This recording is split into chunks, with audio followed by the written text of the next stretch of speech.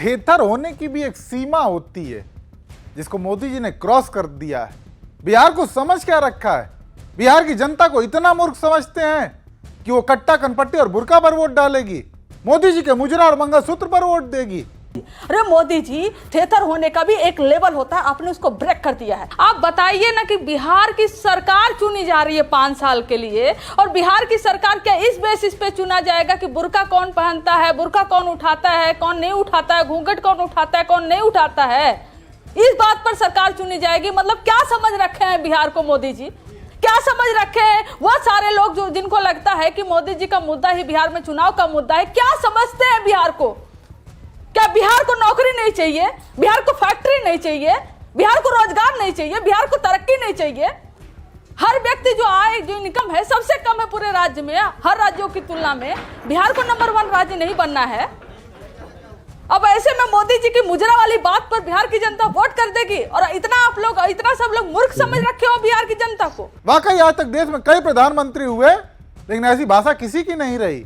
मोदी जी ने प्रधानमंत्री पद की गरिमा बिल्कुल गिरा कर रख दी है। कट्टा वाले गाने गाकर निशाना साधते हुए वोट मांग रहे हैं, और इसी पर आरजेडी की महिला प्रवक्ता कंचना यादव ने उन्हें जमकर घेरा। बीजेपी के ही प्रधानमंत्री की लैंग्वेज दे देती, बता देती है। अटल बिहारी वाजपेयी जी को सुना है आपने? आपने अटल बिहारी वाजपेयी जी की भाषा ऐसी सुनी है? बिहार के लोग छोड़ो, क्या आपने सुषमा स्वराज जी की भाषा ऐसी सुनी है? आपने किसी भी लीडर, मान लीजिए छोड़ दीजिए किसी और का, आप मनमोहन सिंह जी और नेहरू जी की तुलना छोड़ दीजिए, कभी अटल बिहारी वाजपेयी जी की भाषा अपने प्रधानमंत्री की सुनी और मोदी जी की सुनी आपने? आप दूसरे को भाषा का ज्ञान मत दीजिए। आपने जो टीवी डिबेटों में जो भाषा का इस्तेमाल किया ना, उसको आप कभी सुनिए। पब्लिक देख रही होगी हुजूर। पटना में हुए कितना साल हुआ? अनुराग भदौरिया जी और कंचना यादव जी आपको। अरे प्रभु सुनो, यही तो प्रॉब्लम है भैया आपकी। भैया सुनो ना, हम जगह लोकेशन भेज देते हैं। हम पटना छोड़ दो, हम एक गांव में रहते हैं। पटना फिर भी कैपिटल है, पटना कैपिटल है। और सुनो, अभी जमुई के कोऑपरेटिव बैंक वाले जो है ना, कोऑपरेटिव बैंक वाला जमुई का जो स्थान है ना, वहां पर मिलूंगी, आ जाना। सोचिए 20 साल सत्ता में रहने के बाद भी जेडीयू और बीजेपी की बिहार में यह हालत है कि वो अपने काम पर नहीं बल्कि बिहार वासियों को डरा कर वोट मांग रहे हैं। क्योंकि पिछले चुनाव में जो भी वादे इन्होंने किए थे, वो चाहे चीनी मिल को लेकर हो या फिर रोजगार को लेकर, सब जुमला साबित हुआ। और इस चीज को बिहार की जनता बखूबी समझ रही है। खैर, बीच डिबेट के दौरान जेडीयू की प्रवक्ता फैक्ट्री और मिल को लेकर बड़ी बड़ी बातें कर रही थी, लेकिन समय रहते ही कंचना यादव ने ऐसा जवाब दिया कि बोलती बंद हो गई। मोकामा में जितनी इंडस्ट्री रही है, सब बाटा से लेकर तमाम टेक्सटाइल इंडस्ट्री रही हुई है, वो कब बंद हुई है? जब इनके अपराधी बाहुबली अनंत सिंह जो वो मर्डरर है ना, वो जब आया तब जाके सारे मोकामा में इंडस्ट्री बंद हुई। रीगा चीनी मिल इनको मालूम नहीं है मैडम को कब बंद हुआ। मोतीपुर का, मुजफ्फरपुर का चीनी मिल बंद हुआ कब? 2006 में। जैसे ही नीतीश सरकार आई पावर में, सारे के सारे चीनी मिल धड़ाधड़ बंद होते चले गए। और फिर मोदी जी आते हैं 2014 में, प्रकट होते हैं, फिर कहते हैं कि हमको जिता दो, प्रधानमंत्री बना दो, यही के चीनी मिल की चीनी से चाय पीऊंगा।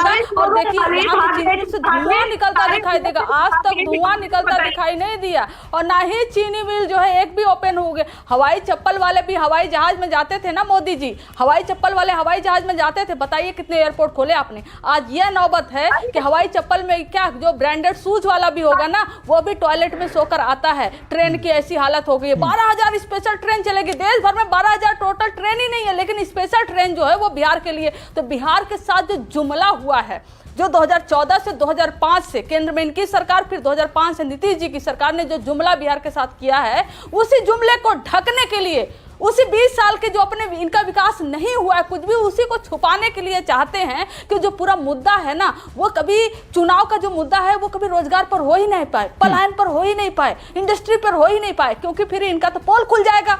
अगर 20 साल पर जो करंट सरकार पर होगी, पता ये 35 साल पुरानी सरकार की बात करते हैं ये। 1947 में चले जाइए, जब भारत का पार्टीशन हुआ तब बिहार को क्या मिला था, चले जाइए उसके पहले बाबा आदम के जमाने की भी कहानियां सुना डालेंगे ये लोग। लेकिन 20 साल का हिसाब नहीं देंगे कि 20 साल में इन्होंने बिहार को क्या दिया। आज जब बिहार की जनता, बिहार का युवा चीख कर ये बोल रहा है कि हम पलायन के लिए मजबूर हो गए हैं एनडीए सरकार में, करें, लेकिन इनको शर्म नहीं आएगी कि फैक्ट्री की बात करें, शर्म नहीं आएगी कि पलायन कैसे रोकें, इनको शर्म नहीं आएगी कि हर व्यक्ति को रोजगार कैसे दे। ये जंगल राज की बात करेंगे, ये हत्यारे बात करेंगे जो हर राज्यों में, हर जिला में। बताइए, आरा में प्रियांशु कुशवाहा उनके पिता की हत्या हो गई, रोहतास में हत्या हुई है, कहां ऐसा है जहां पर हत्या नहीं हो रहा है? नवीन सिंह कुशवाहा एक व्यापारी थे, उनकी हत्या हो गई। आपको ये जंगल राज दिखाई नहीं देता मोदी जी? अरे मोदी जी, थेथर होने का भी एक लेवल होता है, आपने उसको ब्रेक कर दिया है। आपने सारी थेथरें अभी मनीष पार कर दिया। अगर कंचना जी, अभी मनीष पांडे जी को दुनिया का सबसे थेथर व्यक्ति कौन था? प्रधानमंत्री नरेंद्र मोदी का नाम। श्वेता जी, बोलते बोलते महिला प्रवक्ता ने यह तक बोल दिया कि थेथर होने का एक लेवल होता है, और मोदी जी ने उसे भी ब्रेक कर दिया है, जिसके बाद माहौल ऐसा गरमाया कि पूछिए मत। बीजेपी और जेडीयू के प्रवक्ता बिल्कुल तिलमिला गए। अभी प्रधानमंत्री जी के बारे में क्या कहा? थेथर बलात्कारी और हत्यारा। थेथर कहा भाई हत्या हो जाए और प्रधानमंत्री जी को दिखाई न दे। प्रधानमंत्री जो है, प्रधानमंत्री के पद पर बैठकर आज तक आपने किसी प्रधानमंत्री को सुना है ये भाषा बोलते हुए? मोदी जी की भाषा सुनने कोई नहीं आ रहा, प्रधानमंत्री की भाषा कोई सुनने नहीं आ रहा है। एक समय था, ये देखिए, अब देखिए, आप बिहार की सड़कों पे घुमा रहे हैं, अभी पटना घुमा रहे थे। दरअसल क्या है कि इनके पास कोई मुद्दा नहीं है। रमेश भट्ट जी, दरअसल बीजेपी के पास कोई मुद्दा नहीं है।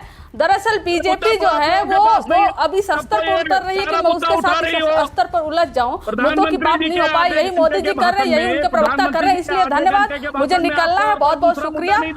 वाकई देश के प्रधानमंत्री होने के नाते मोदी जी से बहुतों को उम्मीद नहीं थी कि वो अपनी भाषा का स्तर इतना गिरा देंगे। प्रधानमंत्री के शब्द केवल राजनीतिक हथियार नहीं, बल्कि राष्ट्र के नैतिक स्वर होते हैं। लेकिन ये लोग राजनीतिक प्रतिद्वंदिता में सब कुछ भूल चुके हैं। इन्हें बस कैसे भी करके चुनाव जीतने से मतलब है। ऐसे में हम आप दर्शकों से जानना चाहेंगे कि क्या प्रधानमंत्री की ऐसी भाषा से सहमत हैं? क्या उन्हें ऐसी भाषा का इस्तेमाल करना चाहिए? आपकी जो भी राय हो कमेंट के जरिए हमसे जरूर साझा करें।